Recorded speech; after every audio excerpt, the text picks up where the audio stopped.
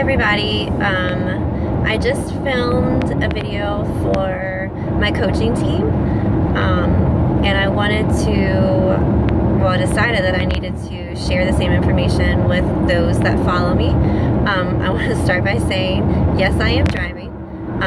The car seat is empty. I do not have Kara, so no lives are being endangered.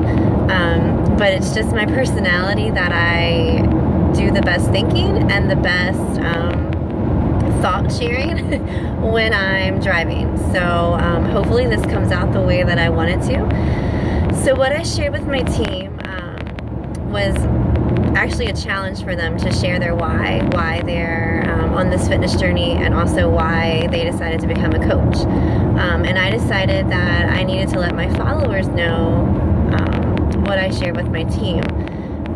For everyone that's just started following me recently, my journey started a long time ago. Basically when I was born, I guess. I've always kind of had unhealthy eating habits, just from the get-go. Soda was always the drink of choice. Meat and potatoes and fried food and things like that were kind of what I was raised on. And this isn't a knock at my parents, it's just the way it was. And you know, I didn't know any different, and I'd like to believe that they didn't know any different. So when I was like 4 years old, it's always like the family joke. I was so heavy that I had to be pushed in a stroller, and when I wasn't in a stroller, you could hear me laboring to breathe. Walking stairs was a challenge for me when I was young, and I always kind of held on to the weight. Everyone called it baby fat, but when you're not a baby anymore and the fat's still there, you can't really call it baby fat. And that's not to say that I wasn't active, because I played softball most of my life. Actively played softball, loved it. Like all summer, I was on the field. But it kind of is an aha moment now that if you're not eating right, it doesn't matter what you're doing with your exercise. It's not going to make an impact until your eating changes. But I was a happy kid. Like I didn't hate myself. Like I don't remember feeling that way until about high school. I had a group of really good girlfriends. There were 3 of us, and I remember one day one saying, you know, when you have 3 friends, you have the beautiful one, the slutty one, and the funny one. And in that moment, I knew immediately that I wasn't the pretty one, that I was the funny one. And it wasn't okay with me then. Like I didn't like that. I didn't like feeling that way. I didn't like, you know, having to acknowledge that I wasn't the pretty one. So that's kind of when like the body shaming and the self-esteem issues really started. I started to try to squeeze myself into pants that I had no business being in. And for those of you that have done that, you know immediately that when you put on pants that are too small, you don't feel better about yourself.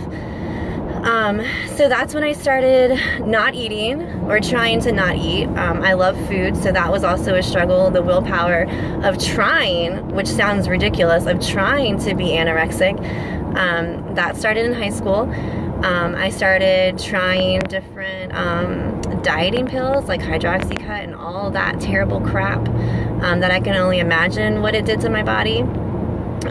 Dr. Oz started pushing the Garcinia cambogia, so I tried that, but it was kind of the bootleg version. And I will tell you, it did work. I did lose weight, but I lost energy, and I also, as soon as I stopped taking it, all of the weight came back and then some. The first time that I actually felt successful in losing weight was when we had a Biggest Loser challenge at work, and I was paired with my teaching assistant, and we would go every day after work for every 5 days a week for an hour to an hour and a half, and I went from 182 pounds down to 164, and we actually won that challenge. Thanks, Kristen. But right after that happened, and I thought 164 was going to be the lowest that I would ever see in my life, because we worked hard and it was hard to get there.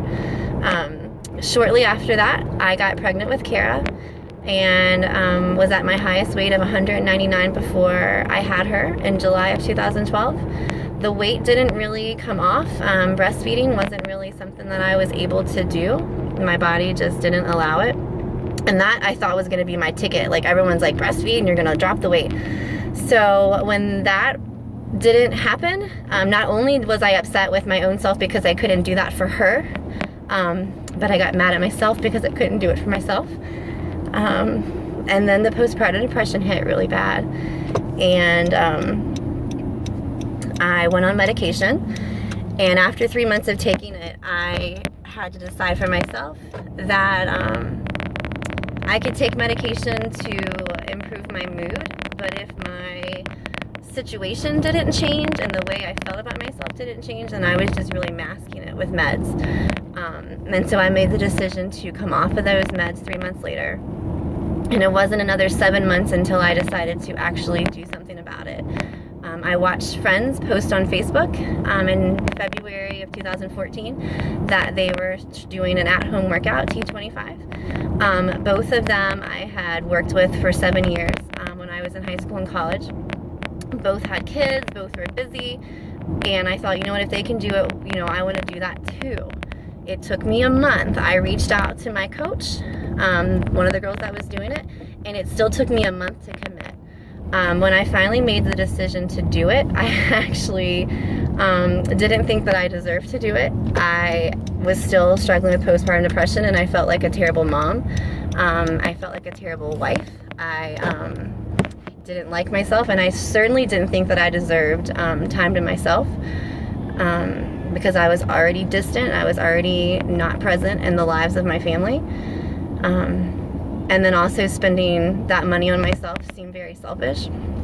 So it took me a while to talk myself into being able to realize that it was okay and that I deserved it. So when I finally bought it, I didn't look back. I actually got it out of the box on a Thursday, and I didn't wait to the Monday to start the challenge group. I started that Thursday, and I hit every 4:45 a.m. wake-up call those 10 weeks and ended up losing 10 pounds. And I no longer wanted to nap in the middle of the day. I no longer was yawning during reading groups with my kindergartners who also deserved me being present in their lives, and I wasn't. So a lot of things changed in those 10 weeks. And my why has changed since then.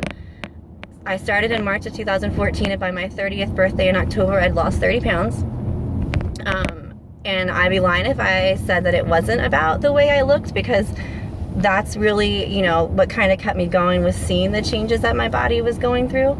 But now, you know, 2 years later, 2 years and 2 months later, the weight loss has kind of slowed down, and now it's more about toning for me. And even more than that, it's about doing what I'm asking other people to do. It's about you guys and your results, and seeing your messages and your likes and comments and things, and letting me know that what I'm posting is making a difference to you guys. It's also about Kara, about teaching her that healthy food doesn't have to taste like crap, nor is it something that she needs to avoid. And it's about teaching her that fitness and exercise and being active isn't a negative thing, that it's a positive thing, and that mommy does it to feel better. Not because she hates herself, because I don't want her to grow up feeling that way either. So when you see me post and you see someone who, in your opinion, doesn't need to work out every day, because trust me, I've heard that. If you see someone, when you see my post and you say, just eat the damn donut, I did eat the damn donut. Just know that this has been a struggle my whole life, and that I did it the hard way. I did it, in my opinion, the right way. And that if you do this with me, you're going to get someone who knows what it feels like, who knows exactly how it feels when you can't sit on the toilet the next day without holding onto the toilet paper roll. I still get that feeling after 2 years and 2 months. So don't think that I just woke up like this one day. This was definitely a journey, and it still is, and it's still hard. And there are days when I make decisions that I wish I wouldn't. and that I wish I could take back, but we all know that you can't. You can just do better the next day. So I wanted to share my why with you all as I'm driving to pick up Kara, because she's a huge part of my why, but it didn't start just with her. So thanks for listening.